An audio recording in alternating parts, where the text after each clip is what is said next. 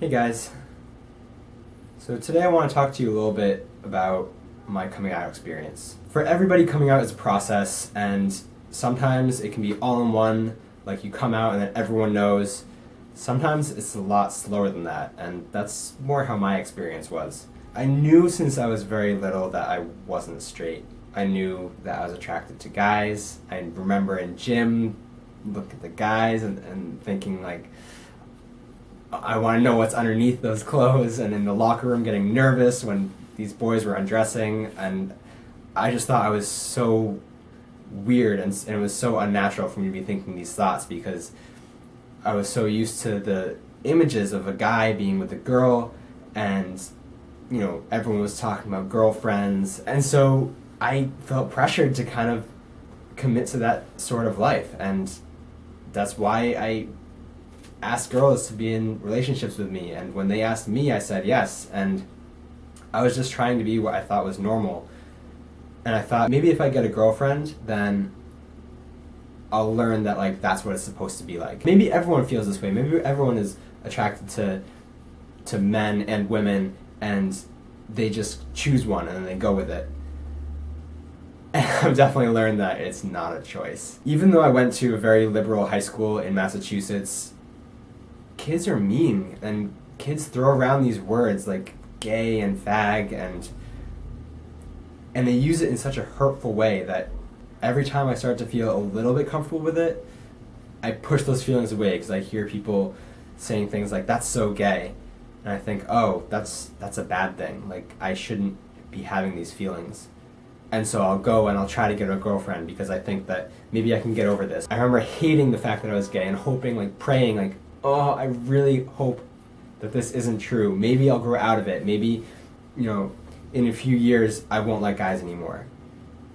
And I think we all realize that that's not how it works. So all throughout high school and starting out college even, I knew more than ever that I was living a lie, that this wasn't who I was, that dating these girls, it wasn't for me. And there were so many problems with the relationships I had with girls, and I was being just dishonest to myself and being dishonest to them, hiding this part of me and not being open about it. I remember developing these really close relationships with guys and thinking like, I want this to be more than a friendship, and knowing on the other end that that's not how they felt. And I felt so trapped, and I felt so ugly and weird and gross because this wasn't normal. I was having these feelings that were unnatural, and this wasn't okay to be feeling this way.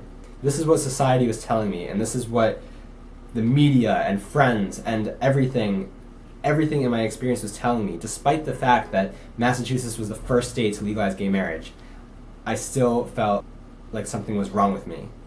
When I met John in college, I got really scared because I remembered that we started developing a really close friendship.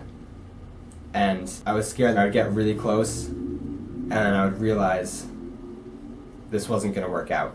When John and I first started dating, I felt so liberated. I felt so relieved because I realized that, oh my gosh, here's this other person who feels just like I do.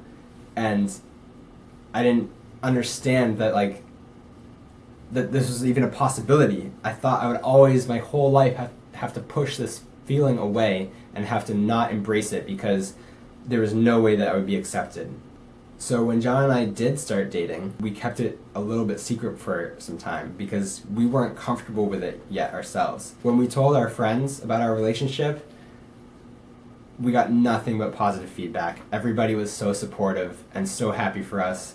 And with every single person who said that it was okay, I felt that much better about it. I felt that much more relieved. It wasn't until John and I studied abroad in London that I realized, wait, this is real. This is something serious that's happening. My parents were visiting in a week, and I wanted to tell them before they came. So I remember I Skyped them, but the video wasn't working, so it was just audio.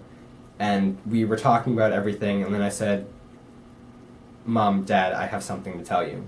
And I was too scared to say that I was gay. I remember I said, you know John, my roommate, well, he's more than a friend. We're in a relationship. And there was silence.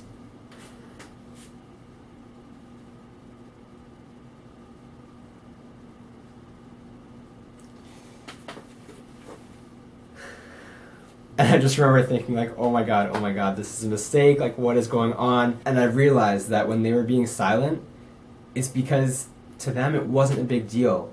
I knew that they would love me, and they said that they loved me, and they said that they cared about me, and they said that they couldn't wait to see me.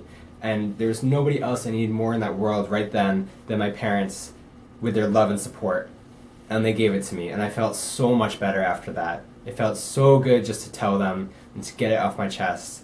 And it broke my heart that next week they couldn't come to visit me after all, and I had to spend 3 more months waiting so that I could reconnect with them. As we grew together, and as we traveled together, and as we developed more friends, we told more and more people, and with every step, it was a step of progress for us. When I got home, I told my brother, and he was so supportive, and I told my best friend, and he was so supportive, and nobody thought it was a big deal at all. Coming out is a process. It can take years for some people. For me, it did take years. The next stage of coming out was moving to New York. When John and I moved to New York 3 years ago, I was gay. That's how I identified, and that's how I presented myself to people. It no longer was a secret, you know. Even when dating John in the early years, we would keep it hidden. It would be something that would come out later once we trusted people, once we were comfortable with people. And I learned that really it wasn't about being comfortable with other people, but being comfortable with yourself. Every single day I become more comfortable with myself, and every single day is progress for me and for us. A lot of you guys have asked us why we started a YouTube channel, and one of the biggest reasons for me is it was the final step in my coming out process. I thought if I can tell my friends and family, that's great. Now I can tell the world and put myself on display. On the internet, where people are ugly and hateful, and where people don't care what they say to you, and they'll leave nasty, hateful comments. And all we've gotten is love from you guys. You guys have been so supportive. We couldn't have asked for better viewers. You guys have been incredible with your love and support that you've shown me and shown John and shown us. But as processes are, it's not over yet. I've fought long and hard for myself and for us, but there are still obstacles I have to overcome. I have anxiety about holding hands in public because I'm afraid that we'll be judged and victimized, and people will respond with hate rather than love. It's a dangerous world, and I can't go over the fear that somebody out there is going to have a problem with me. But I can say that today, I am proud. I am proud to be comfortable with myself. I am proud to call myself gay. And I am so proud of the progress we have made as a country, as a society, as a group of people. We are going to keep fighting for love, and we're going to keep making progress, because that's what we do. Thank you guys so much for watching. I love you so much.